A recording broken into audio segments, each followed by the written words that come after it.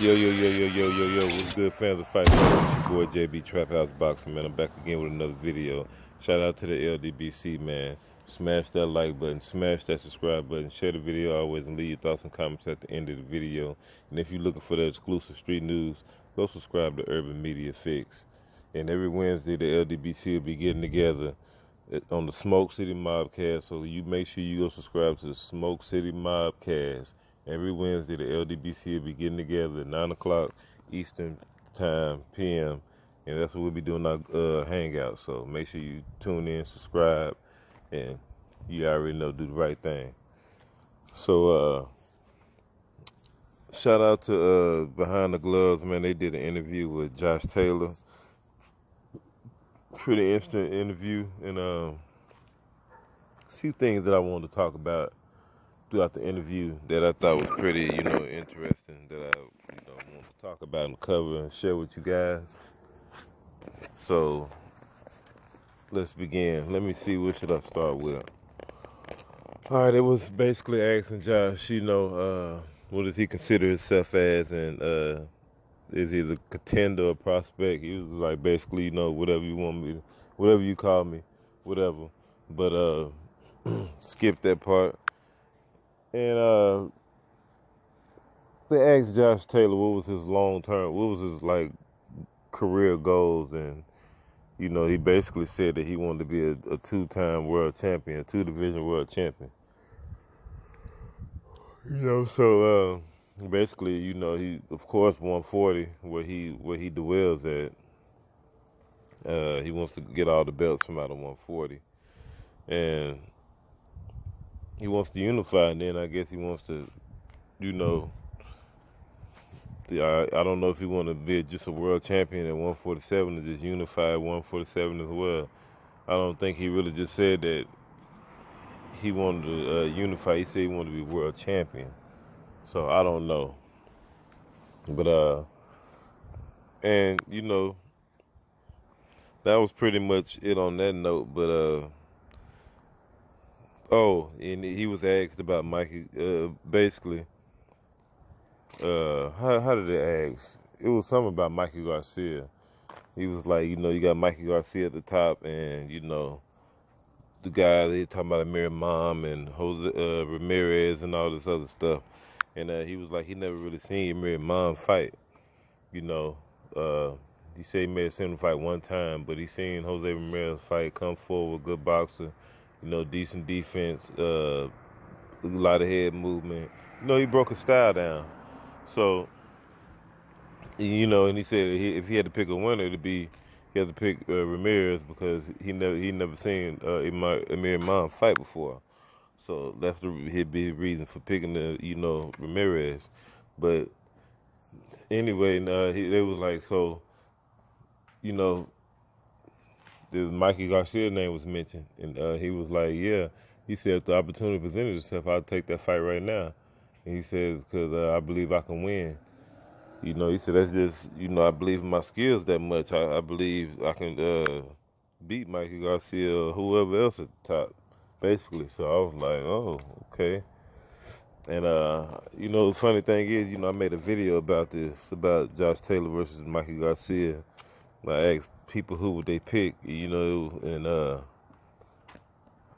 it seemed like a lot of people was favored to pick, a lot of people didn't really talk about it. Some people talked about it, but a lot of people that was making their prediction, their assumption, they was leaning towards Josh Taylor.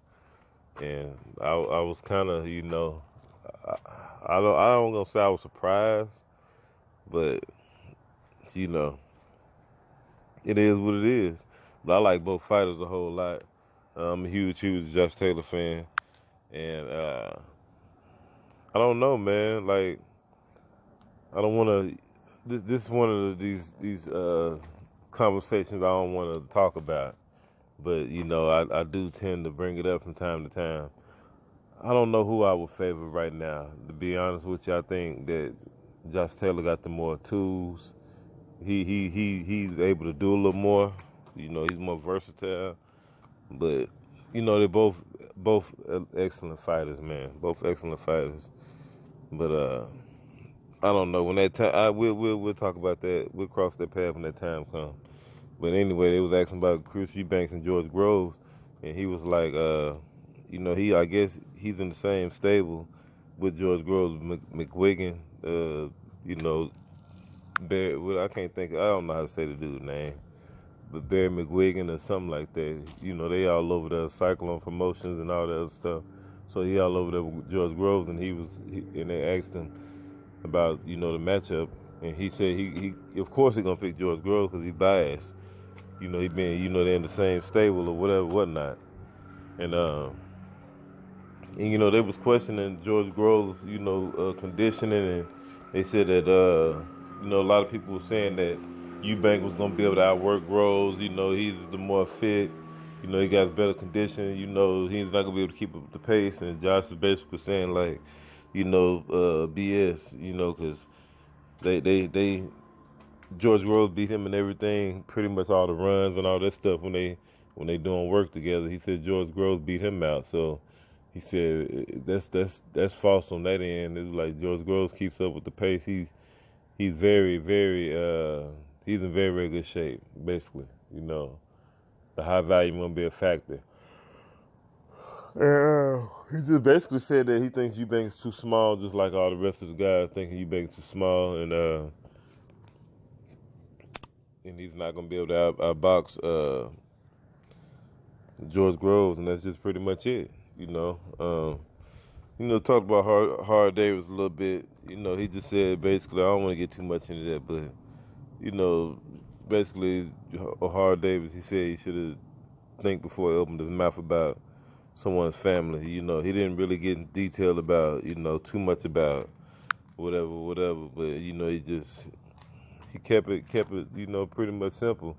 And they was asking him, he was explaining that he don't really watch a lot of fighters like that. He only watch the fighters that's in his vicinity who he could be possibly fighting, and that's pretty much it. Or his favorite fighters like Floyd Mayweather, Manny Pacquiao, Sugar Ray Leonard. I think that's all who he named thus far that I heard. But it's just interesting to know that how he opened up like that. But he's very confident though, man. Very, very honest about a lot of stuff. I heard he sparring with Chris Congo. I don't know if Chris Congo don't want to put that little shine over there on his eye. It look like he got touched up and sparring a little bit, as you can see on his left eye. He got that little piece up under there. But he says that he's gonna stop Humberto Soto, just like I said in my video. I told y'all. He said he's gonna stop him pretty early, get him out of there pretty early.